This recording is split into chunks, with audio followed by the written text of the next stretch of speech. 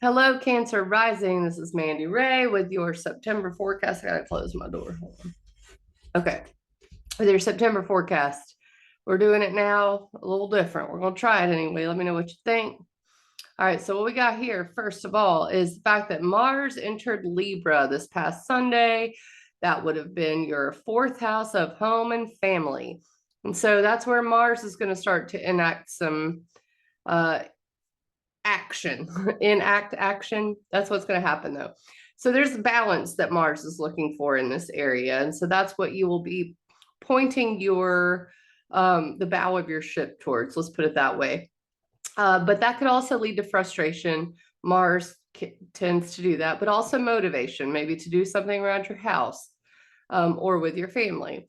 Today, Wednesday, the 30th of August, is full moon in Pisces with Saturn. Now, this is in your ninth house. The ninth house is about adventure, philosophy, truth.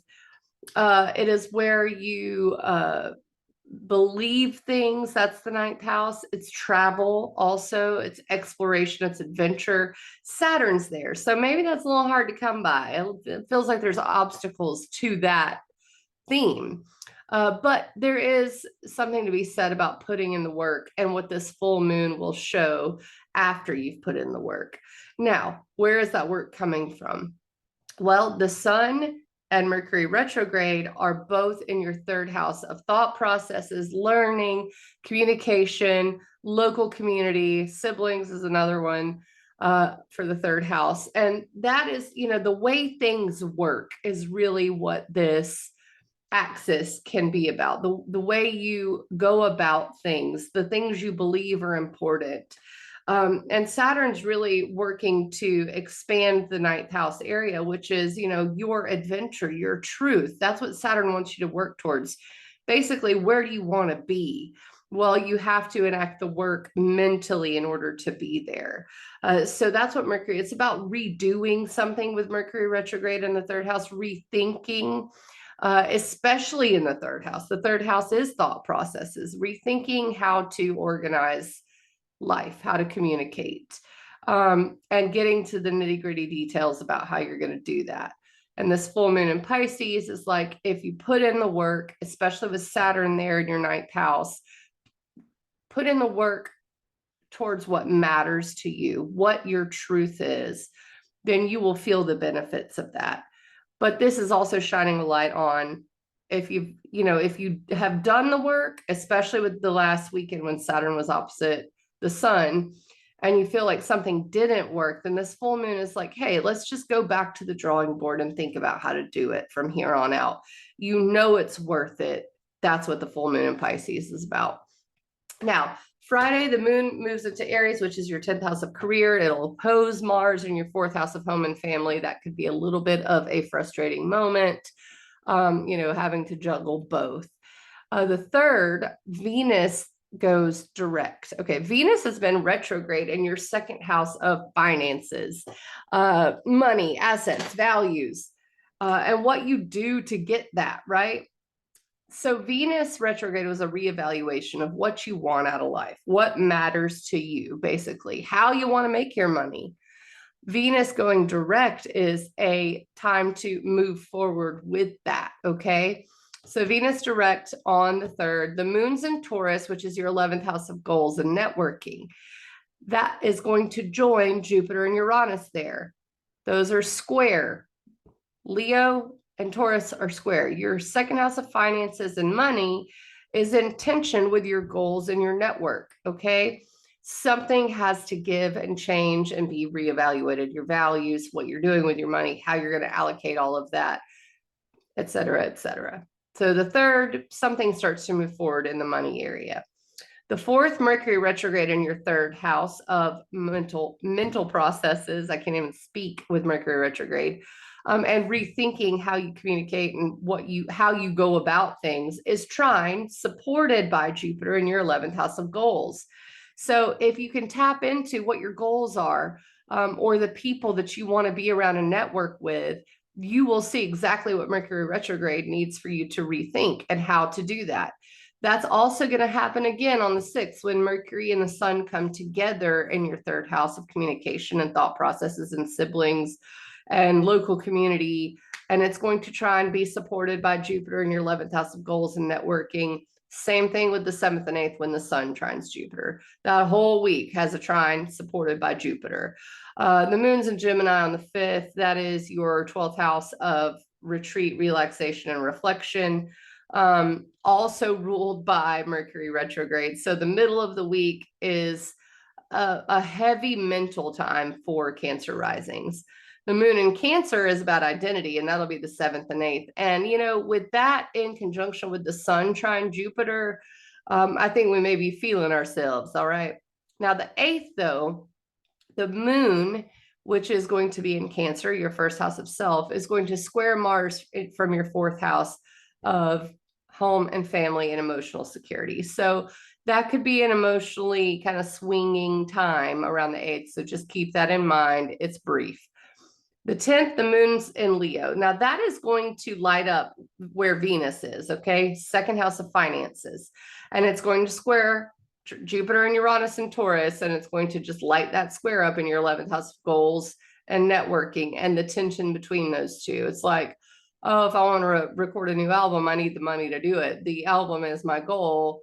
You know, the Leo second house Venus retrograde is how I'm going to get the money to do it. It's kind of that situation. Same thing with, oh, if I want to go on this trip with friends, you know, I got to spend all this money to do it. Or maybe this network or group is going to be good for my money, you know, things like that for the first few days of this week, 10th, 11th, and 12th. The 13th and 14th is basically new moon in Virgo time. On the 13th, the moon does move into Virgo and opposes Saturn again, kind of a lot like today. I mean, it's not, well, actually, that would be with Saturn. So the moon's in Virgo opposite Saturn on the 13th, which can feel like an obstacle to communication, learning, adventure, travel, philosophy, things of that nature. But the new moon on the 14th in Virgo is way far away from Saturn, and it's a seed planting time. Local community, communication, thought processes, siblings, short trips is another third house topic, and you may make a goal in that area. But the cool thing is it's trine Uranus. I need to erase this. We're looking at the 14th now. It's trine Uranus. Uranus is in your 11th house of goals, networking, and large groups of people. So there is a support there in this third house. And maybe it's that your message gets out to the world easier, or that's the seed you're planting.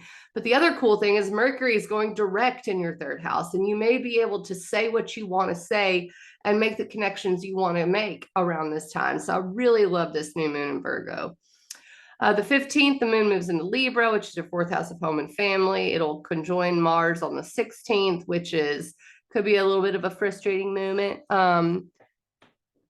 Either way, I think it's an important time to just be aware that there is a lot of action and energy on the 16th. On the 17th, Venus in your second house of finances squares tension, Jupiter in your 11th house of goals and networking, okay? So it's like something may come up and you may be asked to spend a lot of money, and you have to really go back into yourself and think about what your values are, things of that nature. Be careful with your money around that time. And the moon in Scorpio is going to be in your 5th house of creativity and inner child, and it's going to be making a T-square with all that. So it could be a little bit of a tense time, but not with Venus square Jupiter, I don't think. Sometimes good things come out of that. They're both benefics, you know. On the 19th, the sun opposes Neptune. That can be a little bit of a cloudy day, especially mentally for you. So just keep that in mind. On the 20th, the moon moves into Sagittarius. That is your health area. That's also work and daily life and routine. So just be aware that that could come up on the 20th and 21st. And it's going to square Saturn, and it's going to square Mercury. So the 20th and 21st could be a little frustrating, but watch your health around that day. Make sure you're in step and in sync with what needs to be done in your everyday life. The 22nd, the moon moves into Capricorn, and that is going to be your 7th house of relationships. And on the 23rd, it's going to square Mars in your 4th house of home and family. So this is about interpersonal relationships for sure for you. And maybe do you bring people into your home? Do you do things for your family? How do you work that out? Things of that nature. The sun moves into Libra as well. It's the equinox, and that's always going to be your fourth house of home and family and emotional security and bringing balance to that. Now, the 24th, the moon's in Aquarius. That is your eighth house of investments, debt, shared resources, and it's going to interact with Venus and Jupiter and Uranus as well. So the money axis gets activated again every Sunday for you. Okay. Money axis and goals and creativity axis every Sunday. That's how it starts this month. The 26th, and that can be tense because it's a square, but it also moves things forward. The 26th, the moon's in Pisces. It's going to hit Saturn on the 26th. So maybe work to be done, something to be learned, something to be taught, a trip to go on. The 28th, Venus squares Uranus for the third and final time. That is definitely the last change in money that you're going to experience. Now, Venus is a benefic. Uranus has no benefic or malefic association. I like to think of Uranus as good if you're intending for that. So if you're looking for opportunities, the surprises that Uranus can bring can be good. And Uranus is upheaval, change, innovation, and that's in your 11th house of goals, networking, and groups. So something changing there indicates change in your finances. So just be aware of that. It's the third and final one, the last time to break free from whatever financial shackles you got, okay?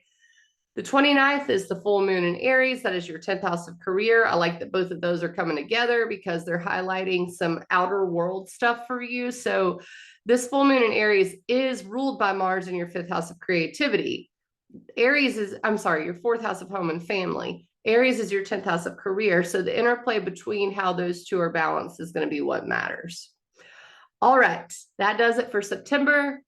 Please leave me comments if you like this format or not. What else do I have to say? If you need to book a session, ecstaticastrology.com.